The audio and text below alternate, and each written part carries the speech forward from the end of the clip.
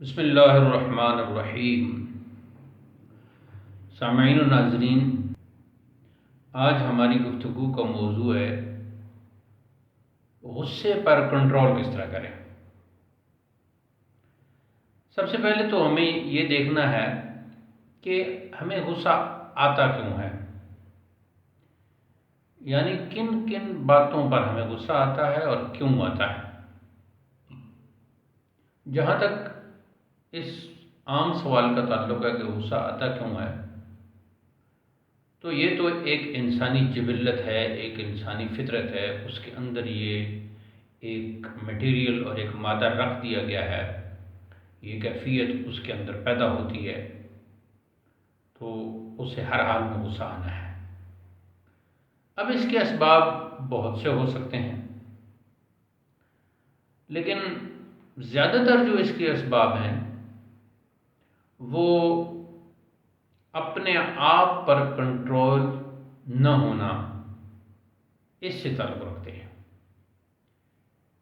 تو اس سے معلوم یہ ہوا کہ اگر آپ اپنے غصہ پر کنٹرول کرنا چاہتے ہیں تو اپنے دماغ پر کنٹرول کرنا سیکھیں، اور دماغ پر کنٹرول کرنے کے کئی طریقے ہیں۔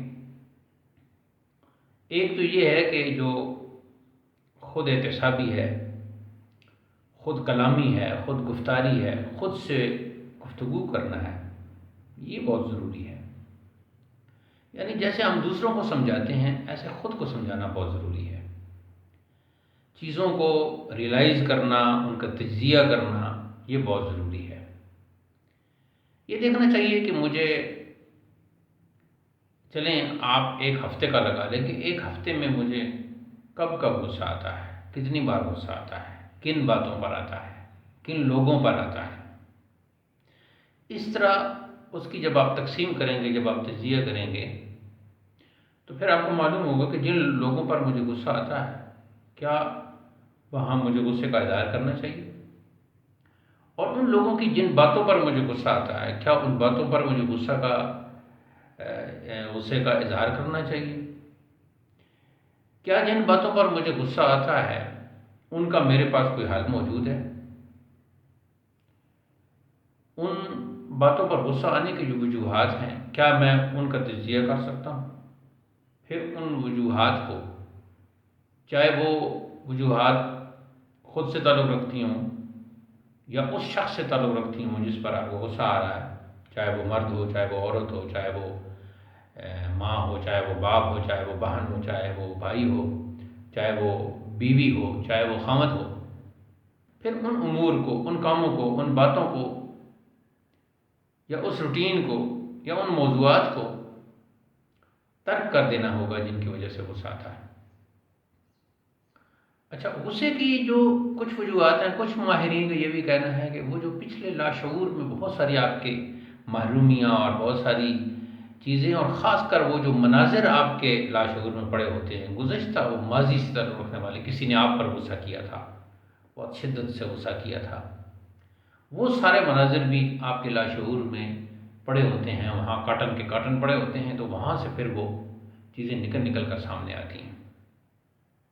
اس کے لیے یہ بھی ضروری ہے کہ آپ اپنے ماضی کو بھی بھلانے کی کوشش کریں۔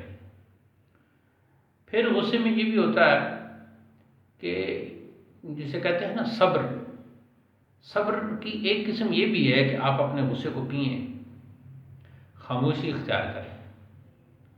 اب کچھ لوگ کہتے ہیں جی کہ یہ تو ٹھیک ہے کہ غصہ کے وقت خاموشی اختیار کرنی چاہیے، چپ ہو جانا چاہیے، لیکن یہ چپ ہونے کا عمل، خاموش ہونے کا عمل بھی اتنی آسانی سے عمل میں نہیں آتا۔ تو بھئی اس کی پریکٹس بھی ضروری ہے کہ آپ زیادہ خاموش رہیں، خاموشی کو اختیار کریں۔ زیادہ باتونی آدمی تو وہ تو ویسے بھی اچھا نہیں ہوتا، زیادہ باتیں کرنے سے اپنا دماغ بھی تھکتا ہے، اور دوسرے بھی زیادہ باتونی شخص کو نہیں پسند کرتے۔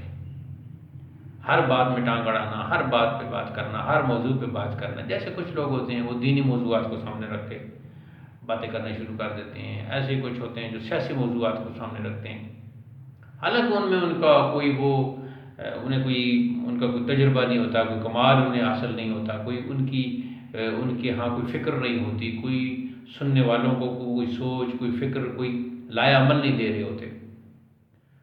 البتہ اس میں غصے کی کیفیت ہے، تو اس میں یہ ہے کہ کثرت سے گفتگو یہ بھی ایک خرابی ہے جو انسان کو بالآخر غصے کی طرف لے جاتی ہے، اور اس کا حل خاموشی ہے۔ اور جس قدر خاموشی ہوگی، خاموشی بھی ایک گفتگو ہے، اور خاموشی ایسی گفتگو ہے کہ جو خاموشی کے ساتھ دیکھنے والے سمجھتے ہیں، وہ اپنے خاموش کانوں کے ساتھ اس گفتگو کو سنتے ہیں۔ خاموشی کے کئی معنی ہوتے ہیں، دیکھنے والے ان معنی پہ غور و فکر کرتے ہیں۔ تو اس لیے غصے پر علاج، سب سے بہترین غصے کا علاج یہ ہے کہ آپ خاموش رہیں، آپ مختصر گفتگو کریں اور بہت کم گفتگو کریں، کم گو ہو جائیں۔ ویسے بھی ہمارے صوفیہ کے ہاں جو اصول ہیں اپنی شخصیت کو بہتر بنانے کے لیے، ان میں سے ایک کم گفتن ہے، یعنی بہت کم بولنا۔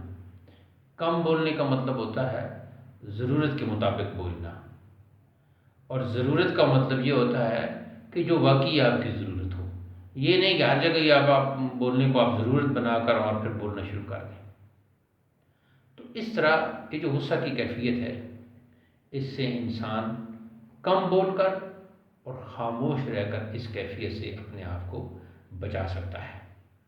اور یہ پریکٹس ساتھ ساتھ ہوتی رہے گی، یہ نہیں کہ ایک ہی دن میں آپ کم بول کر اور خاموش رہ کر آپ اپنے غصے پر قابو پا لیں گے۔ اگر آپ بہت ہی زیادہ غصہ کرتے ہیں تو اس پریکٹس کے لیے بھی کم از کم آپ کو 3 مہینے لگیں گے۔ 3 مہینے تک آپ کم بولیں گے، زیادہ خاموش رہنے کی کوشش کریں گے، تو انشاءاللہ پھر یہ جو غصہ کی کیفیت ہے یہ آپ کے اندر بہت کم ہو جائے گی۔ غصہ کی کیفیت کا ظہور ہونا چاہیے، یہ غصہ آنا چاہیے، غصہ ہونا چاہیے، اور انسان ہوتا ہے غصہ، لیکن چونکہ یہ کیفیت بہت ہی مصیبتوں کو، پریشانیوں کو لاتی ہے، اس لیے اللہ تعالیٰ نے پھر جو باکردار لوگ ہیں ان کی تعریف میں، ان کے تعارف میں یہ فرمایا کہ وہ تو غصہ کو پیتے ہیں، لوگوں کو معاف کرتے ہیں، وہ بہت اچھے ہیں، وہ احسان کرنے والے ہیں، بھلائی کرنے والے ہیں۔ اللہ تعالیٰ ایسے لوگوں کو پسند کرتا ہے جو غصہ کو پیتے ہیں، جو لوگوں کو معاف کرتے ہیں۔ اس غصہ کی وجہ سے وہ کوئی بھی قدم اٹھا سکتے ہیں، لیکن پھر بھی وہ لوگوں کو معاف کرتے ہیں۔ ایسے محسنین کو اللہ تعالیٰ پسند کرتا ہے۔ یہ آخری باتیں جو ہے میں نے قرآن کریم کی آیات کا مفہوم بیان کیا۔ باقی یہ بھی ہے کہ آپ اپنے آپ کو جب مصروف رکھیں گے، مثبت کاموں میں مصروف رکھیں گے، اور اچھے موضوعات کو اپنی گفتگو کا حصہ بنائیں گے، تو انشاءاللہ یہ غصے کی کیفیت کم سے کم، کم تر اور کم ترین ہوتی جائے گی۔ اللہ تعالیٰ ہم سب کو اخلاق عالیہ کا مظہر بنائے۔ وآخر دعوانا الحمدللہ رب العالمین، والسلام علیکم ورحمۃ اللہ۔ سامعین و ناظرین، اگر اس ویڈیو سے آپ نے کچھ سیکھا ہے تو ویڈیو کو لائک کیجئے اور چینل کو سبسکرائب کیجئے۔